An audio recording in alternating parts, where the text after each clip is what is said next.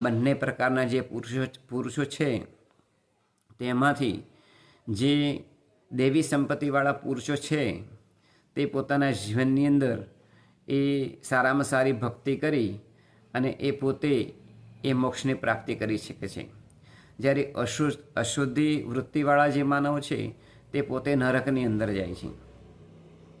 અસુરી વૃત્તિઓવાળા જે મનુષ્યો છે એ મનુષ્યોની અંદર કુવિચારોથી એ ભરપૂર હોય છે, ખદબદતા હોય છે, કારણ કે એમની અંદર સતત એ જગતના કુવિચારો હોય એ આવ્યા કરે છે અને પોતે પોતાનું જીવન એ અસુર વૃત્તિઓની અંદર એ પોતે એ જીવન જીવે છે. એ વ્યક્તિઓ પોતાના જીવનની અંદર કંઈ મેળવી શકતા નથી. જ્યારે શ્રેષ્ઠ માણસો હોય